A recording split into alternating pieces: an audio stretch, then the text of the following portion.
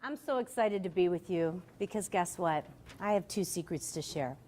And I just ask you, if you would, go ahead and open your workbook to where it says beautiful. So I didn't tell Christopher and Jeff, but I changed the name of the event, if you didn't notice. Broken to better to beautiful, because beautiful is our secret. And that's what we're going to cover tonight. For those people who are doing DVD, CD, downloading from MP3, I would ask them to write the word beautiful vertically, as you have in your workbook. Now, what you've heard is, you've heard Jeff say some of the same things that I'm going to say about people who, when I told them we were doing this event, or for those who are listening to this, I would just share there were people who said to me, but I'm not broken. Nothing's really happened. I'm going to share some things tonight that are pretty unique to me, but I believe they transcend to all of us. So I want to talk about beautiful and what beautiful really means. When I look at our lives, my concern with all of us is, again, I'm a marketing person.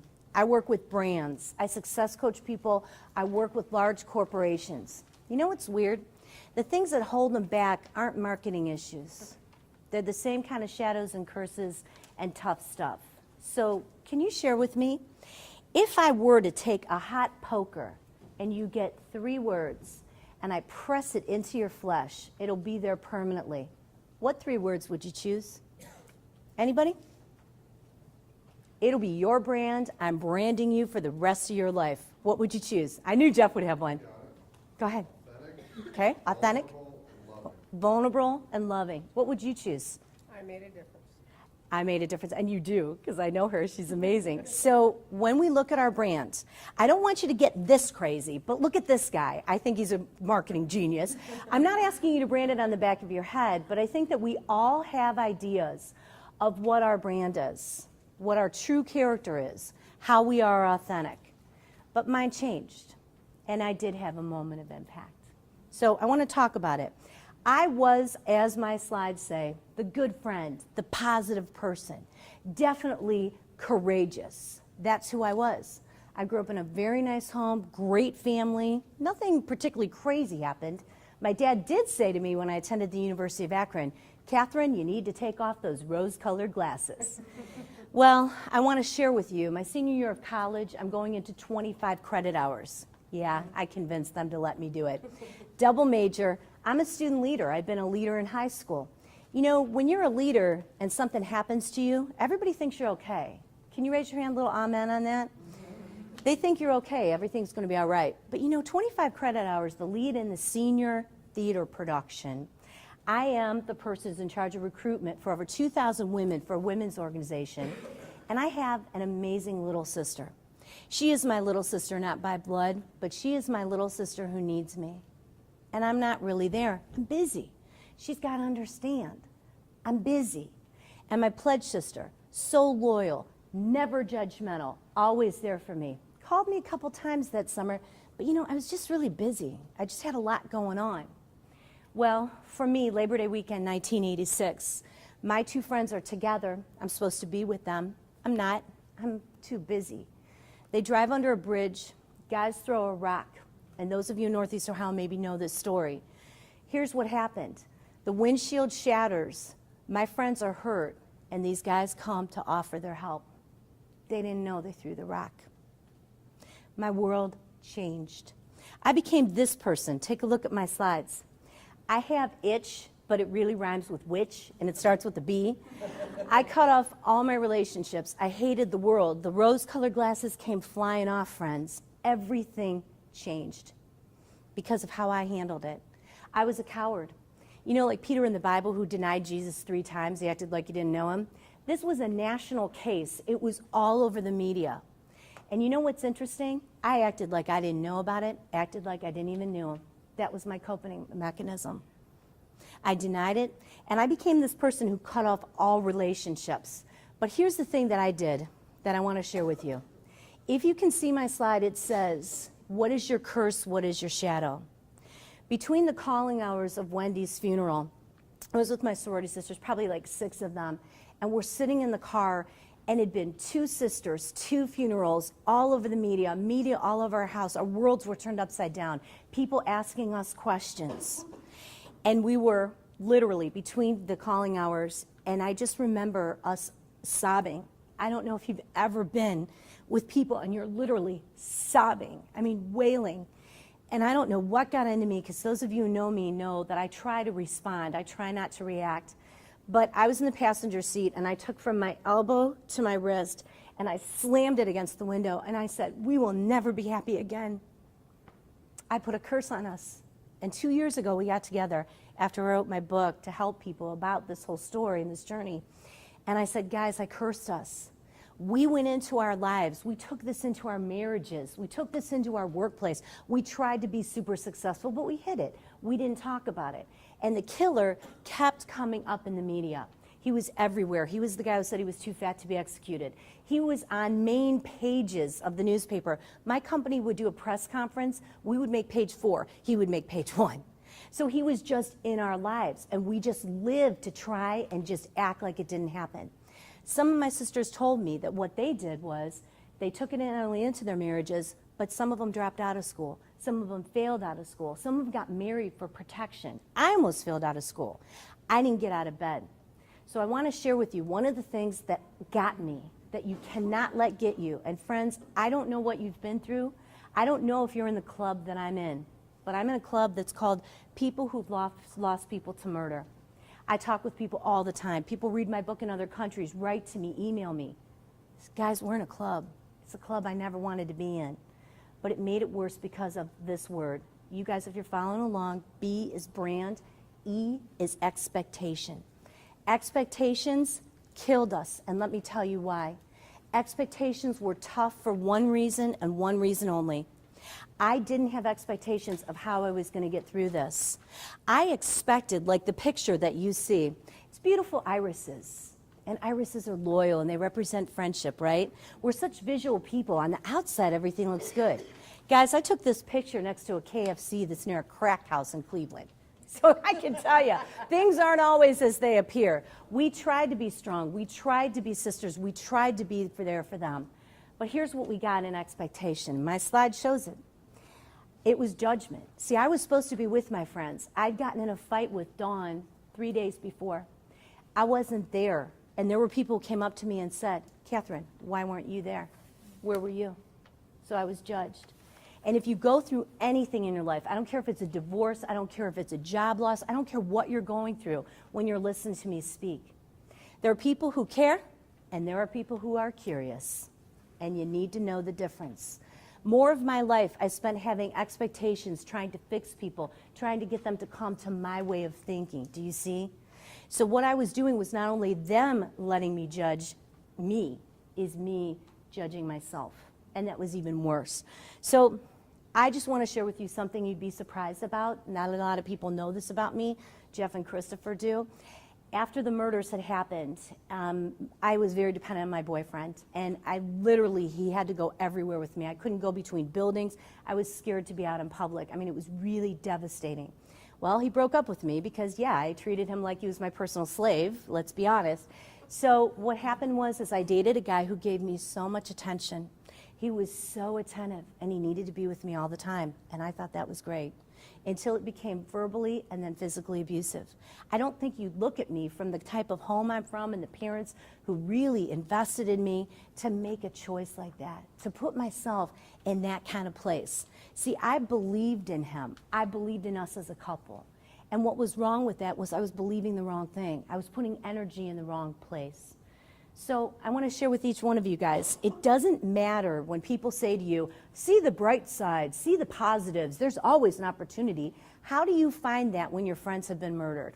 And I'm all of 21 years old, and the world has changed. I didn't trust anyone. I hated God. I was in a very, very bad place. So you could tell me, ask for help. Seems logical, right? Well, I didn't want to ask for help. I'm going to ask you to not ask for help. I'm going to ask you to seek. I sought someone who's sitting in the front row. She's my angel, MJ. I was putting all my energy in the wrong place. And you know what's interesting? All these years later, because it's pretty obvious I'm not in college anymore, and this was a long time ago, but I can tell you that there were days I'd give the greatest speech. Work was wonderful. We'd shoot great commercials, have a great marriage with a great guy, and I'm crying the whole way home. 45 minutes, crying. What's missing? Something's wrong. I knew it. but I couldn't ask for the right kind of help because I was so focused on asking for help that I didn't think I need to seek the right people. And I'm so blessed that I have those people, and I know a lot of you have those people as well. But I want to challenge you with something. I want you to change your thought. If you look at the quote that I have on my screen, I will tell you that when I work with corporations or I'm working success coaching, most of people's problems aren't their technical skills. They're suffering from something. And until they figure out what that is, it affects everything they do, just like it did for me. So I want you to know this. When I was in college and this happened, I wasn't getting out of bed. I was a 3.95 GPA student, super successful at school, student leader. I'm the rock. I'm the go-to girl. Guess what? I'm not getting out of bed. I'm not going to class. What I want you to take away from this is I want you to change how you deal with people who go through things. My college instructor had 200 students when she was teaching my class. And you know what? She called me and said, Katherine, I need your talent in my class. She didn't say, I saw it on the news. Oh my gosh, Katherine, I can't believe this happened to you. Oh my gosh, how are you handling it, honey? She said, Katherine, I need you. That's how we deal with people. We engage. We bring in. My internship was at TV5 a month after my friend's murders. Do you think I wanted to do anything with media? I own a company that deals with media, but at that time, I hated media. They wanted the story, they wanted the details, they wanted how they were murdered, they wanted the trial, they wanted everything. And here I am, an intern at TV5, supposed to be loving the whole TV mode. Well, my boss, Terry Moyer, who's now at TV3, one of my mentors, what did she do? She said, Katherine, she knew everything. She saw it on the news, she knew. She said, Katherine, you're going to work with Wilma Smith. We're going to do a special assignment. What did she do? She engaged me, but she got me out of the danger zone. I want us to think differently in how we help people and how we help ourselves and how we engage. But one of my biggest problems, and I only solved it honestly after I wrote my book, I had to understand that surrender's not defeat. I couldn't be defeated anymore. You see, I feel I placed almost a curse because I branded what happened to us. The day in the car when I hit my hand on the window and I said, we'll never be happy again, I placed that. I needed to change it. My book has helped not only my sorority sisters, but other people who don't even know us. The curse is lifted. It happened, I get that. But at some point, it's a declaration. The curse is lifted. When I was able to do it, I didn't want to write this book. I kept saying, God, why am I writing this book? I don't want to tell people all this stuff. And it was so clear to me. So now what I do is something very physical. Remember I told you about my arm on the window, and I said, we'll never be happy again? It was a declaration. It was physical. I ask you to be physical. Something that I do now is I get on my knees before I go to bed. And I don't tell God, oh, I'd like this, and I'd like this, and I want this. What I do is I say, God, what's your will? Where am I supposed to be? What's my purpose? Where am I supposed to go? And that changed it because the curse is lifted.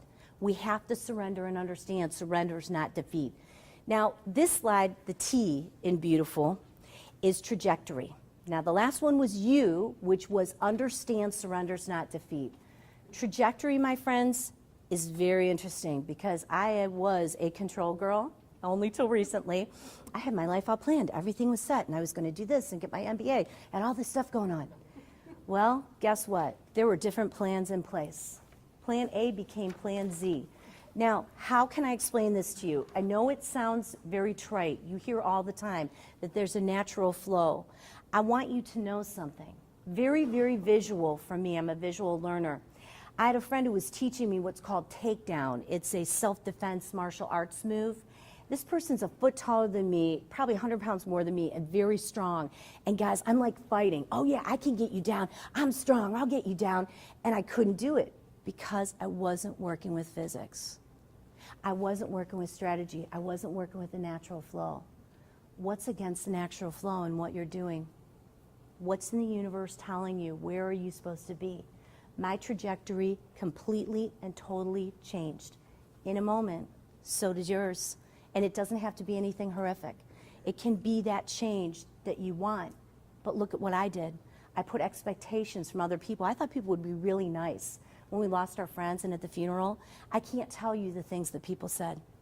Unbelievable. Things that we did not need to hear. So what do you let in your mind? What do you give energy to? That's what trajectory means to me. Now, the I in beautiful is for inquiry. Now, inquiry stands to me for appreciative inquiry. Appreciative inquiry changed my life. I had to do things differently because I had anger. I had to look at things in a different way. I had to find a way to make peace. Appreciative inquiry would have helped me in those days because it would be like saying this, Katherine, if you can just get through the next 12 months and it went well, what would that look like? But what did I do? I reacted to everything everybody said. There were days, friends, I would walk through campus and there was a guy, I remember we had a rock at Akron, they still have it, and some guy's sitting on the rock and he's telling the story about how my friends were murdered, and he says, Dawn got stabbed in the neck. I couldn't breathe. I was drowning. I couldn't keep walking. So what I did, I let that in instead of saying to myself, all right, Katherine, what do you need to do in the next 12 months to get through this? For some of you, I don't know what you're going through, but some of you, what do I have to do in the next week to get through this? What do I have to do in the next month to get through this? And then what you do is you put your mind on a vision of success. Because guys, what I would have done was I would have kept walking. Or I would have maybe spouted off and said, don't talk like that. I would have handled it different, right? Instead of taking what everyone was giving to me and taking it in, I needed to look at what my truth was. What was my appreciative inquiry? Now I put this little baby dog picture up here just to like make you laugh and lighten the mood. It helps me remember that my heart and their hearts, my friends and what they've meant, that's love. See, that's the only way you get through any of this. I don't care if it's a job loss, I don't care if it's a marriage, I don't care what you're going through. It's, again, getting back to your appreciative inquiry, your thought for success. Guys, I even use it in business. I'll say to our clients, in 1 year, if we're drinking champagne and we're celebrating, what are we celebrating? And it lets them dream, it lets them discover. But it's all heart. Because again, I don't go in and sell what I want to say. That's selfish. Selfless is when we say, what do we need? So start asking those questions of people. Think about this little puppy. Be all heart. Be the person who says, what does success look like to you? What do you want to have happen? Now, this one I have to be honest with you. This was tough. For you, you're just looking at a parking garage, right? So it seems like nothing. But when something crazy happens to you, and Brian could smile because Brian's been through this and he knows, sometimes things manifest in a weird way. And MJ and I talk about this a lot. Guys, my friends were not murdered in a parking deck, but for whatever reason, I could not walk through a parking deck. I just thought somebody was going to get me. Somebody was hiding under a car. Remember I told you about my boyfriend who I cut off all my relationships, but he had to like walk me everywhere? Well, he would walk me through parking decks because I have to interview. I'm now a senior in college. I need to go get a job. Well, my boyfriend breaks up with me. I have to get through the parking deck. So what I want you to write down with the F in beautiful is find your faith and be creative. Because here's what I had to do. I had to get through the parking deck to get to the building to get the interview, right? So I'm looking at all these cars. I'm scared to death. Most parking decks are kind of like dark and kind of crazy. Well, I decided that how I'm going to get through, my creative way to handle it was swear like a sailor. I'm going to walk through those cars, and I would say, I'm going to kick your butt. If you're under this car, I'm just going to kick you. And so, guys, I got through the parking deck. It worked every time, till one day. There's a guy sitting in his car. I didn't see him. He had his window down. So he's like seeing me, and here I am. I'm swearing. I'm like, I'm going to kill somebody if you try to kill me. So he gets out of the car and says, ma'am, are you okay? And I tell him my story. We laugh. We have a great time. The other day I went in a parking deck, and I was pulling up to go around to drive, and I thought, I hate parking decks. And I thought, no, you don't, Katherine. Think about the guy and the story and the funny day. And I'm okay. Do you see? So it's find your faith, be creative. So the F in beautiful is face that fear. Now, the last U in beautiful is what marketers use every day on you. We put things in your mind, and we tell you, if you get that Cadillac CTS, you'll be the happiest person in the world. And you need that car. My husband just bought a car. Isn't it funny, Craig, how we see that car everywhere now? Because we put it in our mind, and you see it. Understand the power of your reticular activating system. It's in the back part of your brain. Guys, I would get up in the morning, even after years after my friend's death, and think, oh my gosh, why wasn't it me? Why did Dawn and Wendy, they were so great. Why wasn't it me? You know? And that's what I put in my mind. I'm not good enough. I wasn't there. I should have been there. I was too busy. So understanding RAS is, what are you letting in your mind, friends? What's going in your mind today? Are you good enough, or are you beating yourself up? Now, for RAS, I want you to do this with me. 3 wishes. You get 3. Write them down now. What are 3 wishes? You've heard Chris talk, Jeff talk, me talk. What are 3 things you want? Oops, I got you. Marketers put things in your mind. Do you see what I just did? I made you think about what you want. See the power in that?